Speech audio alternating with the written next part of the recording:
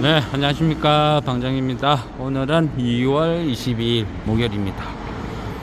신규주, 그죠? 신규주 K워드. 이 또 공모되니까, 그죠? 개인들 도박판 벌어지죠. 항상 뻔한 스토리, 뻔한 수법이죠. 그러다 보니까 또 오늘도 대부분 장이 재미가 없었습니다. 거래량으로 따져봤을 때, 그중 그저 한 5천억, 한 6천억, 그 정도고, 그만큼 매매 대금이 많다는 것은 돈이 다 몰려버렸다, 이래 볼 수 있겠죠. 그러니까 이제는 그 신규 종목이 등록되면 익숙해져야 됩니다. 그래서 이럴 때는 덤벼들면 안 된다, 덤벼들어봐야 먹을 것도 없다, 쉬는 타임, 뭐 개중에 보고 있는 종목들 뭐 낙폭과대 뭐 많이 빠지면 그죠, 매수를 한다, 뭐 이런 관점으로 방어적으로 대해야 되는 그런 시기라는 거죠. 그래, 앞으로 또 줄줄이 그 공모주 도박판 벌어지거든요. 그러면 거기에 맞춰서 대응을 해야죠. 지금 오늘은 제일연마를 이 조사를 하다가 보니까요, 뭐 조그만 회사를 운영하는 지인이 또 그쪽 부품을 많이 쓰고 뭐 대리점이라 해야 되나, 이런 판매처를 안다 하길래 그 어떤 제품을 쓰는지, 어떤 식으로 운영이 되는지 한번 알아보기 위해서 지금 가고 있습니다.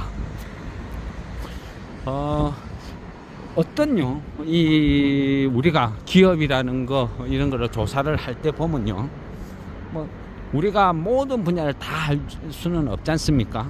그런데 막연히 차트나 뭐 어떤 이런 걸 보는 것보단 직접 그 물건을 취급하고 이용을 하는 사람의 어떤 생각, 아니면 뭐 우리가 미처 느끼지 못한 어떤 그런 부분을 만일 이야기를 해주면 상당히 도움이 되겠죠. 이 회사가 얼마나 경쟁력이 있는지, 또 무엇을 우리가 모르는 특이한 부분이 있는지 알아가는 것도 참 좋은 것 같습니다. 뭐 개인적인 뭐 취향이라 해도 뭐 되고요. 근데 어쨌든 저는 이런 부분이 궁금해서 또 뭐 찾다 보니까 또 도움을 주실 만한 분이 있어서 찾아가는 중입니다. 제일연마는 그죠, 기존에는 이거 좀 보기가 힘들어요.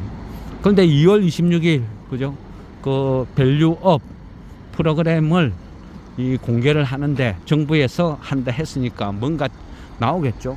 근데 이 부분이 얼마만큼 실효가 있을지, 또 효과가 있을지, 얼마나 대단한 대책을 세울지 그까지는 모르겠습니다. 그리고 밸류업 ETF 어떤 상품을 만들어서 취급을 한다 하면 뭐 일본처럼 답습을 해서 뭐 어떤 폭발력을 보일지, 뭐 여러 가지 뭐 변수는 있겠죠. 그렇지만 뭐 대부분이 다 자산주 성격이니까 그죠, 물릴 거는 없다, 이런 생각. 그리고 또 만일 뭐 어떤 이게 한 번도 해보지 않은 테마니까 어떻게 될지는 모르겠죠.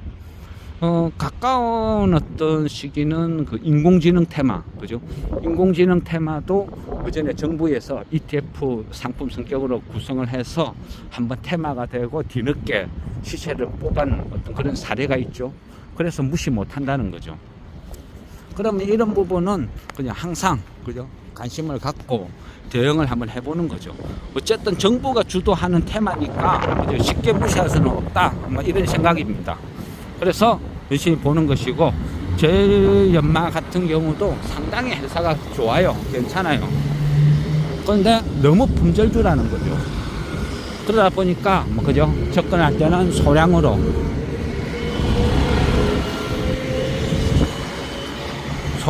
접근을 해야 된다, 그렇게 계속 말씀드리죠.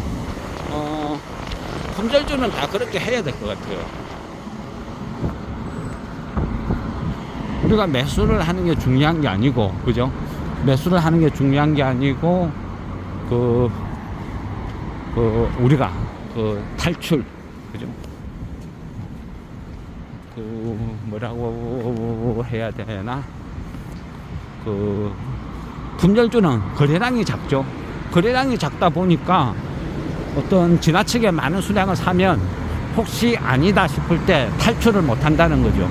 그래서 품절주, 자산주 이런 거는요, 적당히 그냥 여러 종목 입지를 해서 던져두는 게 훨씬 좋다, 뭐 이런 생각입니다. 근데 어쨌든 그 제일연마 자세히 또 알아보고 공부를 해서 말씀드리겠습니다. 예, 오늘도 지루 한 장 수고했습니다.